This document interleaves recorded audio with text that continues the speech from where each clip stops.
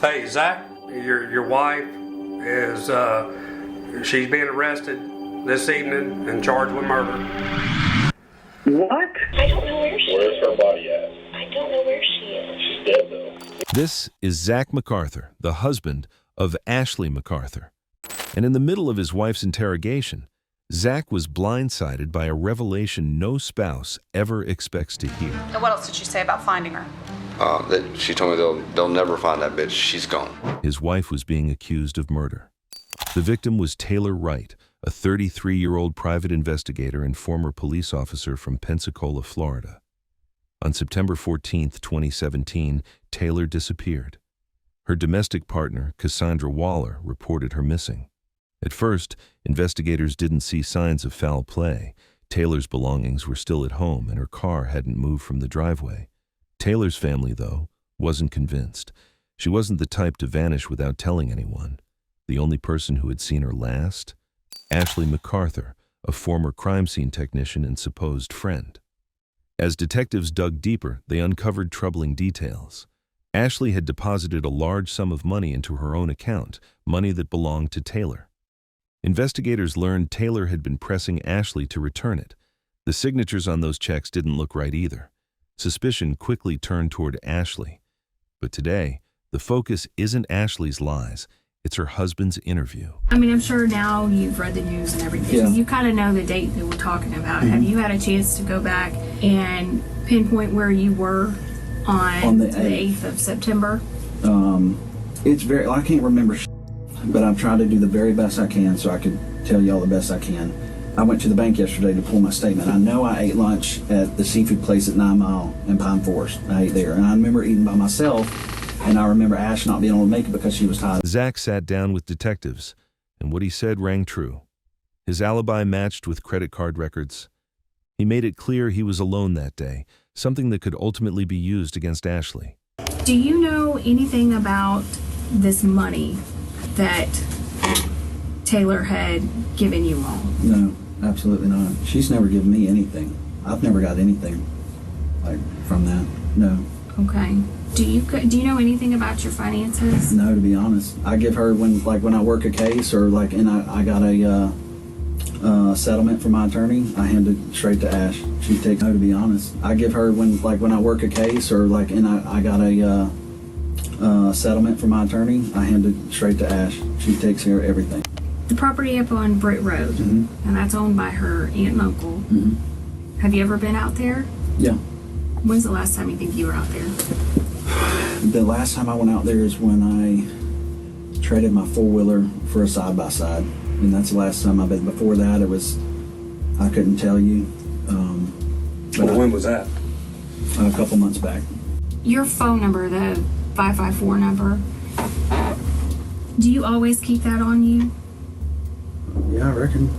Do you ever loan it out to anybody? No. Okay. No. Would you No. ever loan it to anybody? Or No. do you remember Ashley ever using it, taking it with her? No. Never. Okay, did it ever get lost or stolen or anything and get replaced? No, not that I recall. Okay. Detectives already had enough to believe Ashley was the killer. What they really wanted to know now was whether Zack had any involvement. Was he an accomplice? Or was he just another victim blindsided by Ashley's secret life? Do you own any 9mm Yeah. handguns? What kinds? My Glock. Just one or Yeah. I've got a lot of guns. So a lot. I think one Glock 9. what model? 19. 19? Okay. Do you know how Taylor died? Yeah, for Ackerman told me that the girl was shot, and he heard that from Mulchan. So Ackerman told you and he got it from Mulchan? Yeah. Okay. Did he elaborate on anything else? He just said that they thought the girl was shot. Okay. Did you ever buy Ashley a gun or anything of that nature? Man, over the years, yeah. Yeah. I bought her a 380 one time. What kind? PPK. Okay. And does she carry a firearm? I haven't seen her one in quite a while. Not at all. Do you own a 38 airway? Yes. And that, I mean, she used to, that's the last thing I ever remember seeing her with was a 38 airway. And that was, I haven't seen her with that in I don't know how long. I mean, I'm asking, did you kill or participate in the death Absolutely not. of? I would Let him never. finish this question. Okay. What ahead? Did you kill or participate, or do you have any knowledge? Zero, Jason. Absolutely none. I don't want to be nowhere near it, nothing involved with it, nothing. I know nothing about it. Then came the moment of truth. The realization sinking into Zack that the woman he married wasn't who he thought she was. His wife was a murderer. I couldn't tell you, Jason. I mean, I don't know. I don't know. I mean, nobody deserves to ever get anything happen to them like that whatsoever. I don't know, buddy. I don't know what happened to her. And I'm asking you, as this investigation continues, whether it's text, phone records, computers, financials, is there going to be anything that hems you up or No, ties you absolutely to that? nothing. Well, not just being involved in the actual murder, but as far as, afterwards. Helping conceal. If any person in this world was like, hey, Zach, come help me do something, I would run from that mother as fast as I could.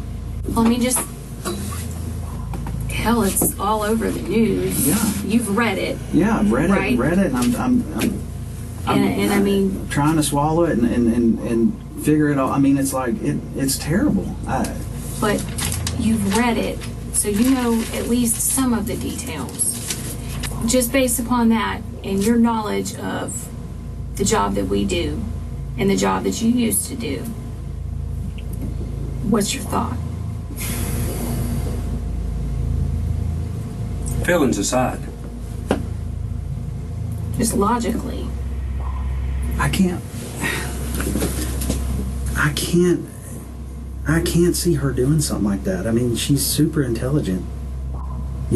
She's got a criminal. I mean, master's degree. yeah, or is it master's or I don't know, one of the two.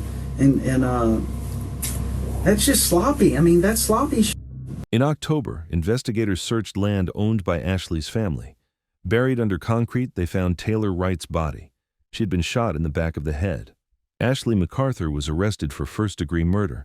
Even before her trial, she was sentenced to 7 years for a separate fraud case.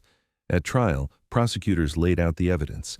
Ashley was the last person to see Taylor alive, and she had motive: money. Surveillance footage showed Ashley buying soil and cement, materials believed to be used in covering Taylor's grave. The state argued Ashley killed Taylor when confronted about the missing money. The defense countered. No direct physical evidence tied her to the murder. But the jury wasn't buying it. They found Ashley McArthur guilty of first-degree murder, sentencing her to the life in prison. She tried to appeal, but in April 2021, the Florida First District Court of Appeal upheld her conviction, ruling the evidence was strong and the trial was fair. And for Zack? He walked away from that interrogation knowing the painful truth. His wife wasn't just hiding secrets. She had taken a life, now to the next one. Curtis Sagmone's interrogation marked a turning point in one of the most disturbing investigations to ever come out of Salmon Arm. It all started with a chilling encounter on his family's farm. An escort who had answered a Craigslist ad for companionship arrived expecting a client, only to be confronted by a masked man wielding a shotgun. Terrified, she fled in her vehicle, crashing as she tried to escape. When police examined the car, they found shell fragments embedded in the tires, proof that someone had fired at her.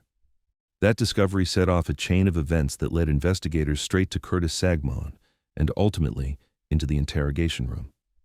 The questioning unfolded in a small, dimly lit room inside the police station. Curtis, in his early 30s, walked in visibly tense, his eyes darting around as if searching for an exit. Detectives wasted no time laying the groundwork, pressing him about his identity, his background, and his connection to the farm. At first, Curtis appeared cooperative. His answers were calm, though laced with a nervous edge that never quite left his voice. But things shifted once the detective zeroed in on the details of the night in question. Curtis's tone grew more cautious, his answers vaguer, his body language tighter. He started avoiding eye contact, and the room grew heavier with each pause. The investigators noticed the change immediately and pushed harder. And I believe there's going to be a history of you contacting her on that phone.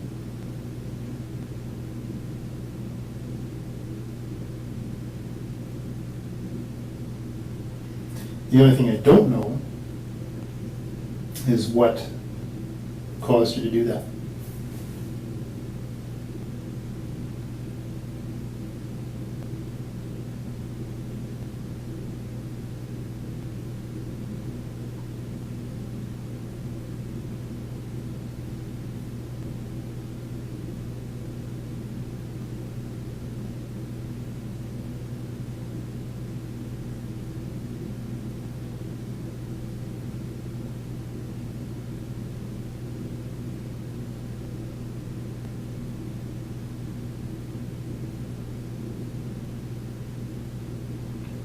I mean, we'll have to rely on the evidence, but the evidence won't tell us what was going on in your mind. Like when we analyze your phone, it'll show us evidence, but it's not going to tell us what was going on in your mind at the time.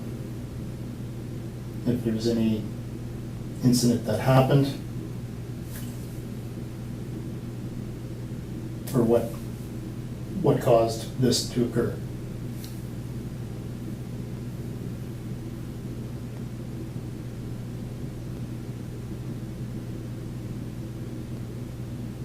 The only place I can get that from is you.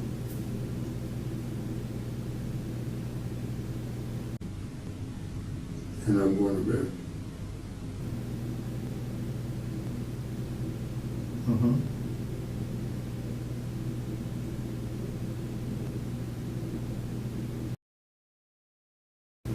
I mean, at the end of the day here, we're not investigating murder, okay?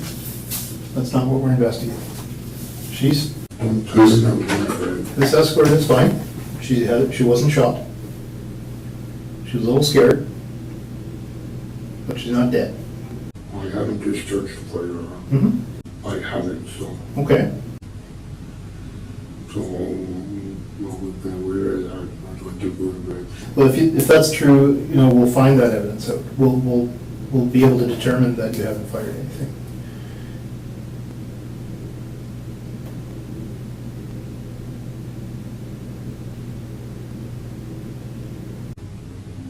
Just get my mom back home. Mm-hmm.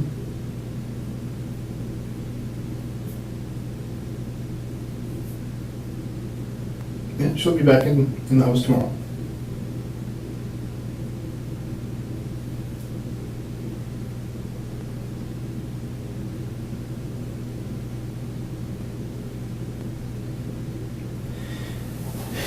Is there any evidence of anyone else, like any other escorts that we're going to find out similar information? Have you threatened anyone? I haven't threatened anyone. Okay.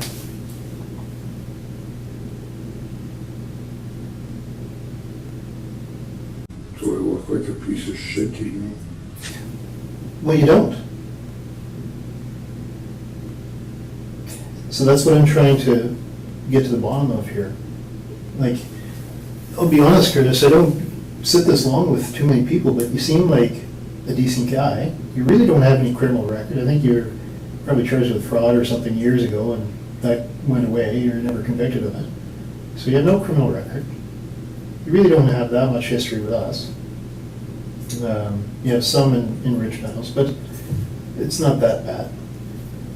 So I'm trying to keep to myself. Mm-hmm. I believe you. But something happened somewhere. I've never seen that girl in my life, so. Okay. So who would be inviting escorts up to that property?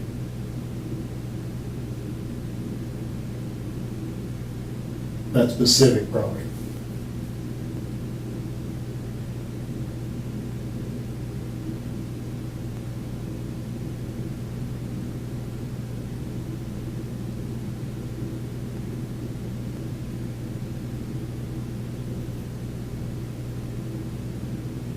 Like, who else would do that?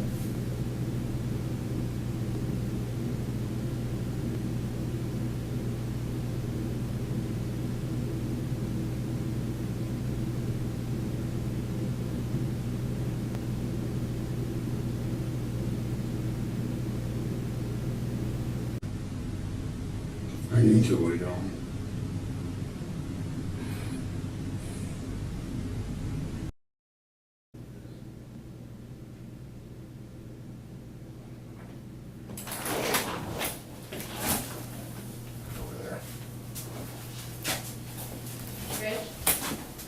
Just give me 1 second, Chris.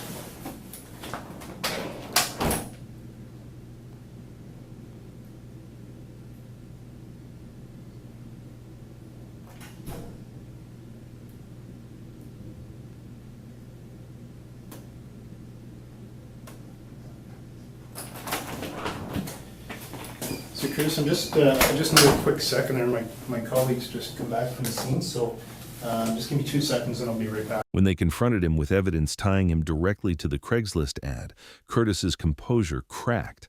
He flat out denied any involvement, but detectives had already dug into his phone records, and the data told a very different story. The confrontation rattled him.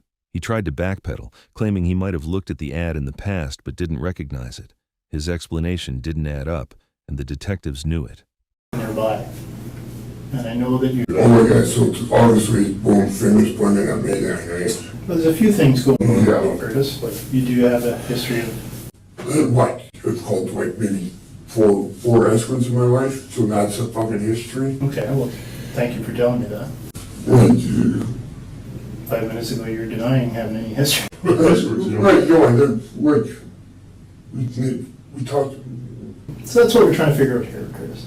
We're trying to figure out if you're guilty of this. You know, like... We're trying to figure out. I haven't called any escorts to my fucking house, okay? Or met anyone here for a few fucking years, okay?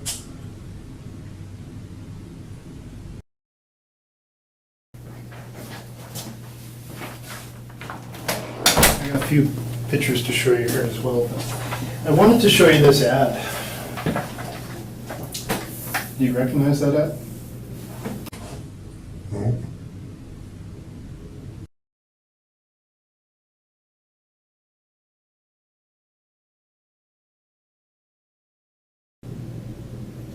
So one thing that we're going to have to do when we search your phone,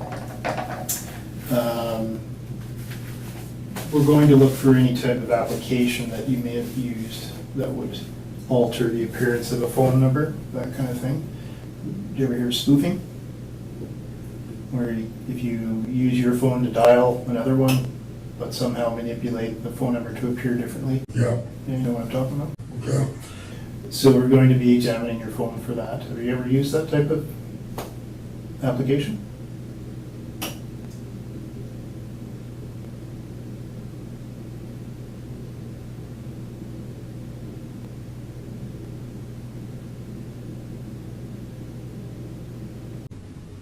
Yeah, I'll take the lawyer's advice.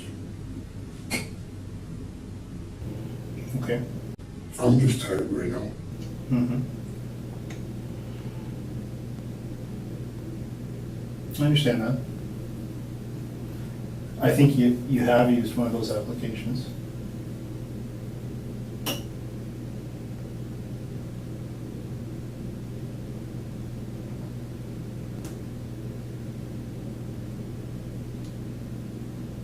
And I think you used it when you contacted. I've never threatened anybody and I haven't fired a firearm. Okay. Did you meet with her that night? I haven't met anyone.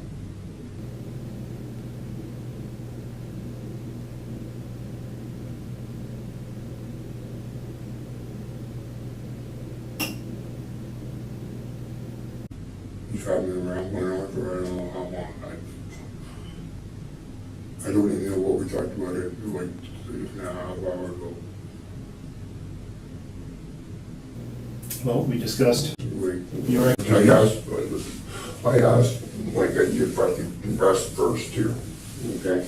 I'm tired of like, Mhm. I want to go to bed. Mhm.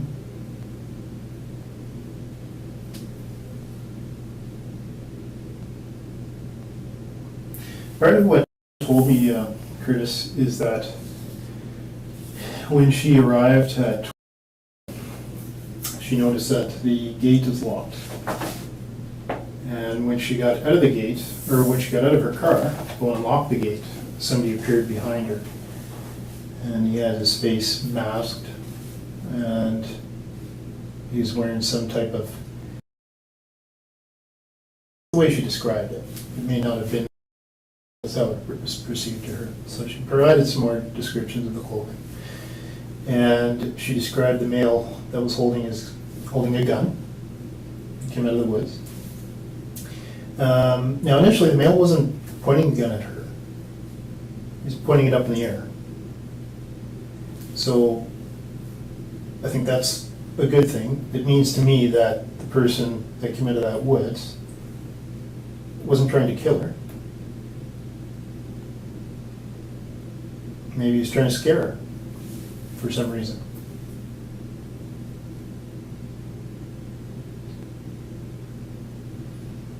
And so that's kind of the reason what I'm trying to figure out is why would that happen in the first place?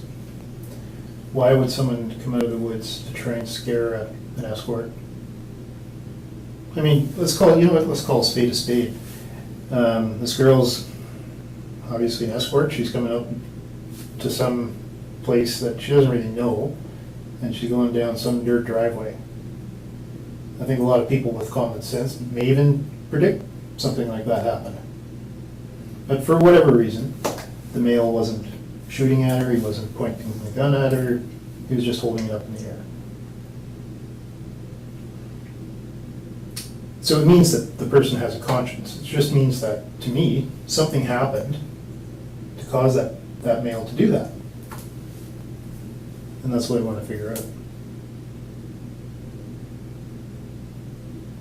I know that there's been several escorts that came up to that property.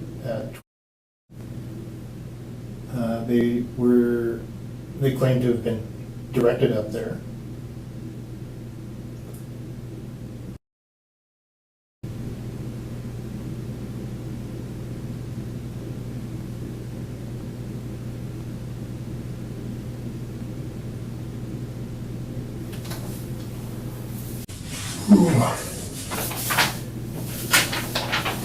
Here are the slug fragments inside of the tire.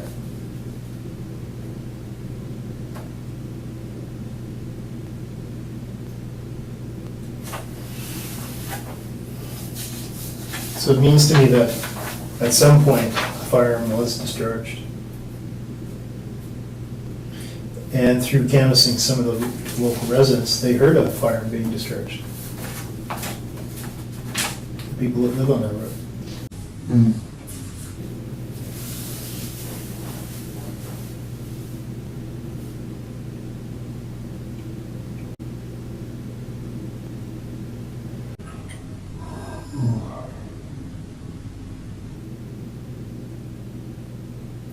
If you did contact her, Curtis, and there's another story behind all of this, like I kept telling you, if there is another story behind all this, let us know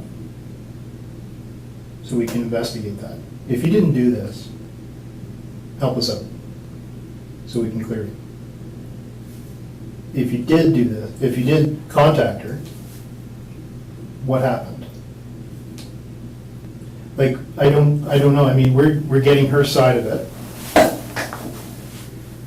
And for all I know, something else could have happened that night where maybe you felt the need to defend yourself.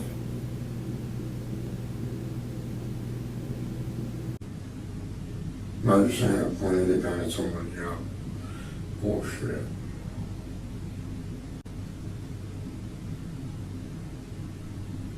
That's what you're saying. What I'm saying is that... No, that's what you're saying. I got... No. Sorry?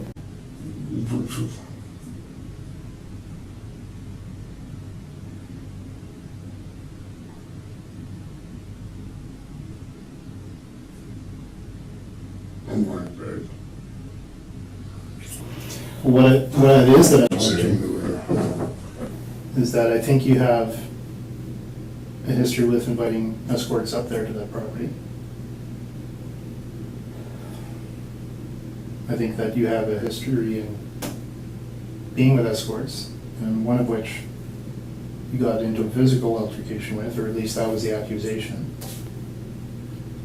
You had a more recent experience with an escort who was trying to extort you for your truck.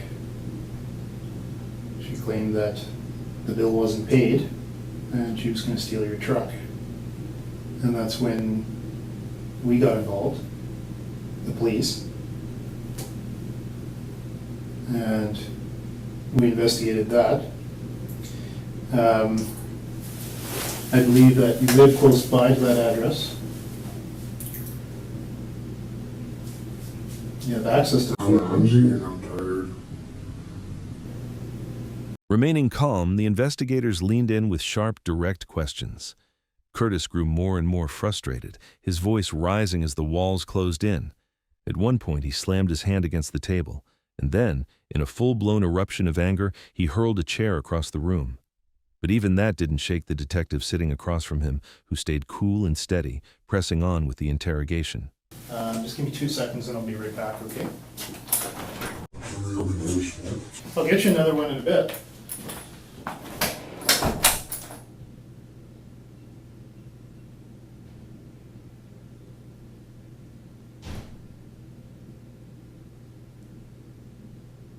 Okay.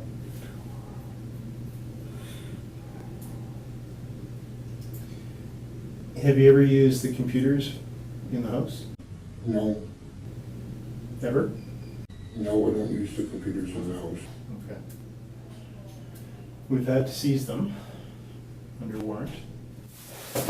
Hey! Like, fucking I just I never even in the house! Sit! Like, fuck! What about my mom?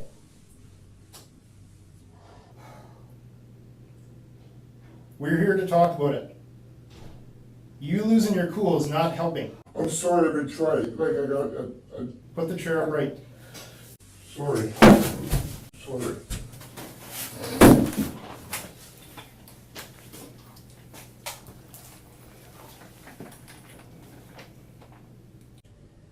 Won't happen again. Curtis, you're upset right now because of one night in jail. Are you aware of the sentencing for a firearms offense? We're taking this really seriously. The minimum sentence for a firearms offense is 4 years in jail. This explosion of anger told the detective something important. Beneath Curtis's defensive exterior, there were emotions he couldn't contain. His rage and agitation hinted at a deeper truth he was desperate to keep buried. The investigators read the moment well, blending firmness with just enough empathy to keep him talking, refusing to let the interview spiral out of control. In jail. Do you realize that? How are you going to react if you have to go to jail?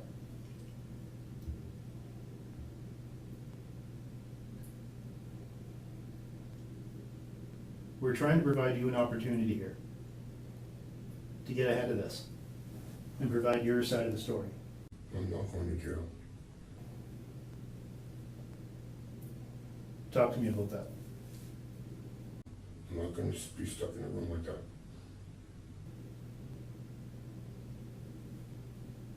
Well, talk to me.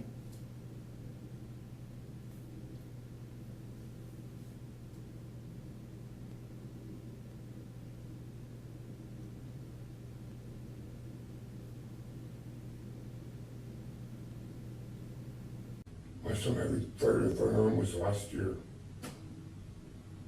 Did you meet this girl? I didn't meet a girl.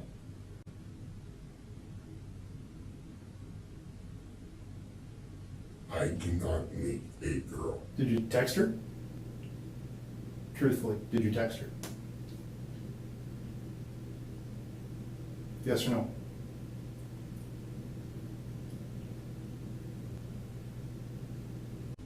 I texted a girl. Okay, thank you. Thank you for telling me the truth. You want to shake my hand? Thank you. But I never fired a firearm. Okay. I never threatened anyone. So what did happen?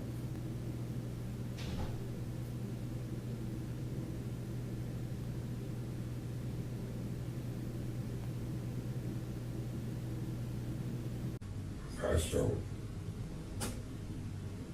As usual. As the interrogation dragged on, Curtis's story only grew shakier. His vague answers, contradictions, and violent outbursts made his claims of innocence look less and less believable. Detectives kept the pressure steady, but never accused him outright. They knew sometimes the best strategy was silence, letting him fill the void with words he couldn't take back. Just a fucking great story of my fucking life. Can I go back to my room? You don't want to talk about this girl anymore? I don't want to talk about fucking anything anymore. Why, just because you're a phone? You can't. I can't get to work. I got saying I was supposed to go to fucking work. Without a fucking phone, how am I get to get the phone call to go to work? Can they call your mom's place? Like, no, like, fuck. I asked, can I go back to my room? There, I told you what you wanted to know. Told you I was fucking embarrassing. Now you want more, like, no. All what I want to know. I want to know No, please. the whole story. What happened? Whole story of what happened. About what? Like, there's, like, you know, Chris, go back to my room, please.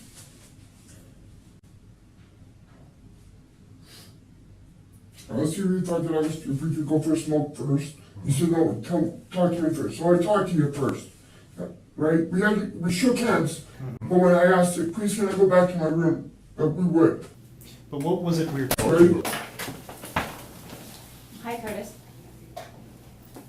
Sorry to interrupt. It's okay. I'm Corporal Kovacs. I work with Rich. Can you give me a couple minutes to talk to you guys? No, Just a couple? no. Because I've been watching what's been going on here, and so I watch in another room, okay? So, So yeah, now you two are both gonna have a good laugh at it. no, not at all. Yeah, fucking just great, thanks. Curtis, I've heard a lot worse, okay? What I heard today, that I'm not laughing about anything, okay?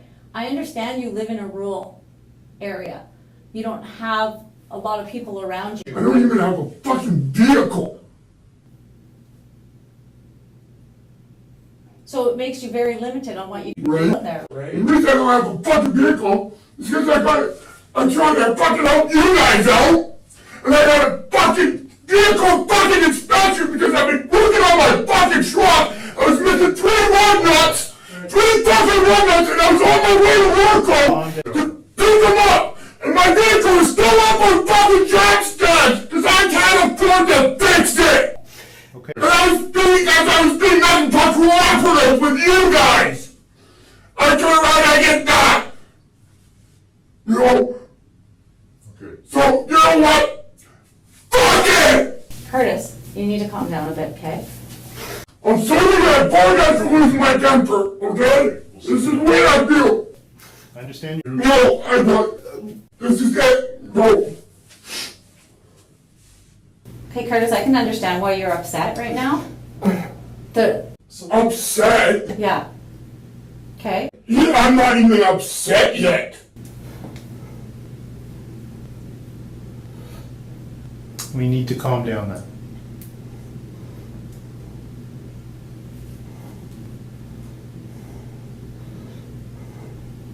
So, Curtis, What time is it? 2 o'clock.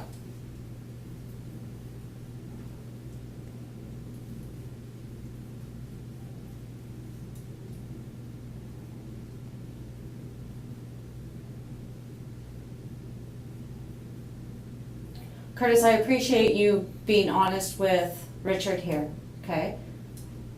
It takes a lot to talk about this type of stuff, okay? Because it's private stuff. It's your personal stuff. I get it. But a lot's been happening out in that area. You've been texting these girls. You've obviously I'm not in the room. Just hear me out. No. By the time the session ended, Curtis was visibly shaken, his nerves frayed. He walked out of that room leaving detectives with more questions, but also with key evidence and critical insights into his state of mind. That interrogation would later become an essential piece of the larger puzzle. Years later, the courts delivered their verdict. On February 11, 2020, Curtis Sagmon was convicted of assault causing bodily harm after running over a sex trade worker with a quad on his family's Salmon River Road property. Just months earlier, in December 2019, he had already been found guilty of disguising his face with intent to commit an indictable offense, using a firearm during an offense, and possession of methamphetamine. Sometimes suspects lose control because the weight of their crimes catches up to them. Other times, detectives deliberately push them to the edge, knowing that raw emotion can crack a carefully built facade. Either way, what unfolded in that room showed just how fragile Curtis's story really was.